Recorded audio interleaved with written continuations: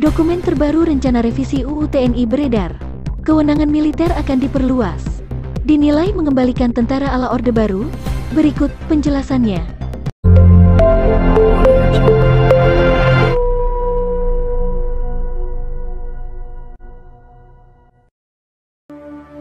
Wacana perubahan Undang-Undang Nomor 34 Tahun 2004 tentang TNI yang tengah digodok Markas Besar TNI menuai perdebatan. Pasalnya, wacana perubahan aturan ini dinilai syarat akan kembalinya doktrin duifungsi ABRI di tubuh TNI. Salah satu indikasinya adalah terkait usulan penambahan 8 kementerian dan lembaga yang dapat diduduki oleh prajurit aktif, berdasarkan pasal 47 ayat 2 UU TNI. Semula, prajurit aktif dapat menduduki setidaknya 10 kementerian dan lembaga. Jika usulan ini terrealisasi, total terdapat 18 kementerian dan lembaga yang dapat ditempati oleh prajurit aktif di masa mendatang. Adapun 10 kementerian dan lembaga yang dapat diduduki prajurit aktif, sebagaimana pasal 47 ayat 2 UU TNI meliputi Kementerian Koordinator Bidang Politik, Hukum, dan Keamanan, Kementerian Pertahanan, Sekretaris Militer Presiden, dan Intelijen Negara. Selanjutnya, Sandi Negara, Lembaga Ketahanan Nasional, Dewan Pertahanan Nasional, Sejen Resiu Nasional, Narkotik Nasional, dan Mahkamah Agung. Sedangkan, dalam dokumen usulan TNI terdapat tambahan 8 kementerian dan lembaga yang dapat diduduki oleh prajurit aktif. 8 kementerian dan lembaga tersebut mencakup Kementerian Koordinator Bidang Kemaritiman dan Investasi, Kementerian Kelautan dan Perikanan, Staf Kepresidenan, dan Badan Nasional Penanggulangan Terorisme. Lalu, Badan Nasional Penanggulangan Bencana, Badan Nasional Pengamanan Perbatasan, Kejaksaan Agung dan kementerian atau lembaga yang membutuhkan tenaga dan keahlian prajurit aktif sesuai kebijakan Presiden.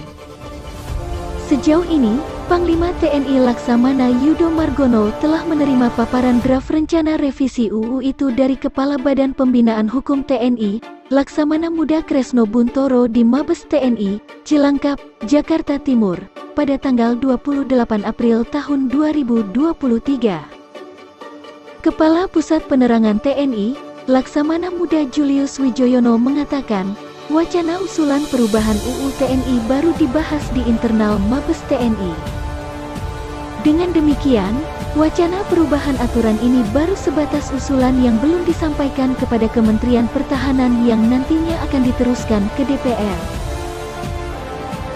Paparan itu baru konsep internal, belum di-approve Panglima TNI, kata Julius saat dihubungi, Selasa, tanggal 9 Mei tahun 2023.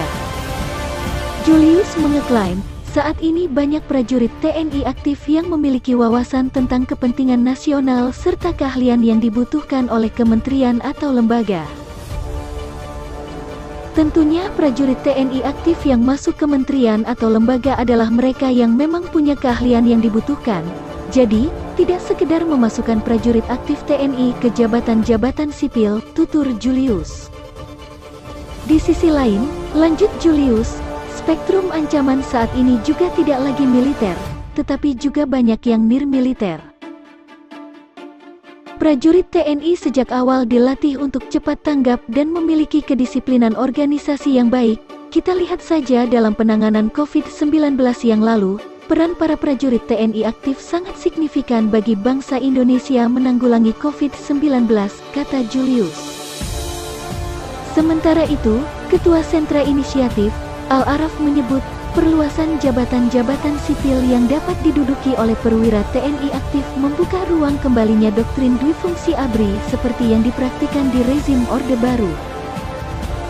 Araf mengatakan bahwa doktrin duifungsi ABRI pada masa Orde Baru membuat militer terlibat dalam politik praktis, yang salah satunya dengan menduduki jabatan sipil di kementerian, lembaga, DPR, hingga kepala daerah.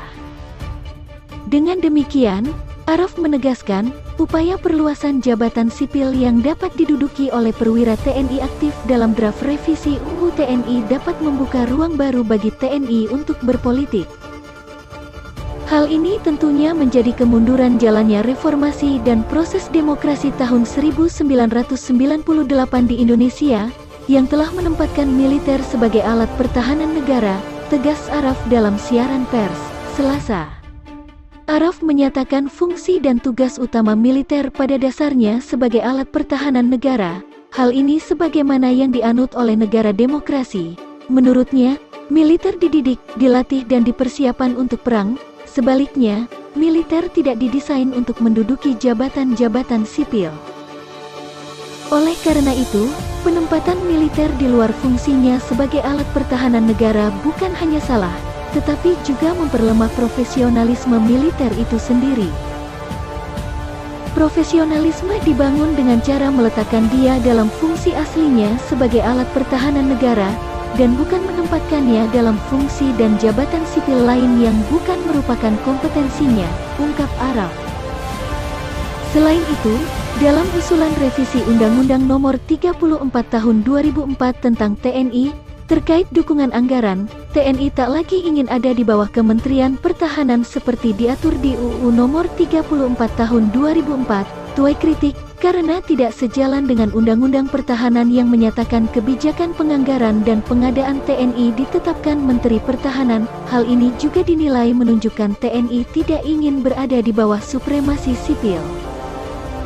Dalam usulan revisi dari Badan Pembinaan Hukum yang disampaikan ke Panglima TNI, diusulkan terkait kebijakan dan strategi pertahanan dan keamanan, TNI di bawah koordinasi Kemenhan, di pasal yang sama, yaitu pasal 3, terkait dukungan anggaran, TNI tak lagi di bawah koordinasi Kemenhan, tetapi berkoordinasi dengan Kemenhan. Secara rinci soal TNI yang ingin mengatur sendiri anggaran ada di pasal 66, 67, dan 68. Dalam usulan revisi yang tengah dibahas di Mabes TNI, TNI ingin bisa mengajukan sendiri anggaran langsung ke Kementerian Keuangan. Sementara di UU Nomor 34 Tahun 2004, diatur Kemenhan yang mengajukan anggaran pertahanan kepada Kemenku. Anggaran untuk TNI termasuk dalam anggaran pertahanan sebagaimana disampaikan Panglima TNI ke Menteri Pertahanan. Usulan ini juga berdasarkan fakta TNI sebagai pihak pengguna yang mengerti spesifikasi teknis dan kebutuhan operasional persenjataan. Menurut dia, ketika jalur birokrasinya melewati banyak instansi, pengalaman selama ini banyaknya kebijakan politik membuat kebutuhan dan persenjataan yang dibeli tidak sesuai. Peneliti pertahanan, Alman Helfas Ali, berpendapat usulan ini menunjukkan TNI tidak ingin ada di bawah supremasi sipil. Menurut dia, hal ini bertentangan dengan semangat reformasi. Justru menurut dia, saat ini yang jadi pekerjaan rumah adalah bagaimana menempatkan TNI di bawah Kemenhan secara utuh.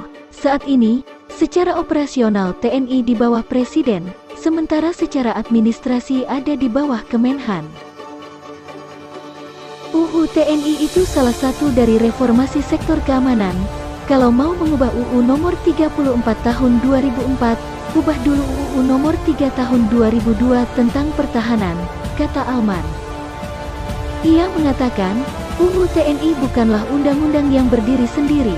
Ketika reformasi 1998, berbagai regulasi dibuat untuk mengatur sektor keamanan. UU Pertahanan adalah undang-undang yang pertama dibentuk, walaupun undang-undang ini tidak bermaksud menjadi payung, tetapi menjadi rujukan awal. Alman mengatakan, terkait anggaran misalnya, dalam angka 6 pasal 16 UU Pertahanan, jelas disebutkan kalau Menhan yang menetapkan kebijakan penganggaran dan pengadaan yang diperlukan oleh TNI. Dalam sistem tata negara saat ini, TNI ada di bawah Kemenhan. TNI juga diatur oleh kebijakan pertahanan yang dibuat Kemenhan yang salah satunya isinya tentu tentang anggaran. Koalisi Masyarakat Sipil untuk Reformasi Sektor Keamanan juga berpendapat, dengan adanya perubahan di pasal 67 tersebut, Menhan tidak hanya sekadar dilangkahi kewenangannya, perubahan ini juga menempatkan proses penyusunan anggaran TNI di luar kontrol Kemenhan karena TNI dapat mengajukan sendiri dan langsung kepada Menku untuk dibiayai dalam APBN. Jadi, bagaimana menurut teman-teman tentang berita ini? Tinggalkan pendapat kalian di kolom komentar di bawah. Jangan lupa tekan tombol subscribe, klik like, komen dan share videonya. Tekan lonceng notifikasinya agar tidak ketinggalan video terbaru dari kami.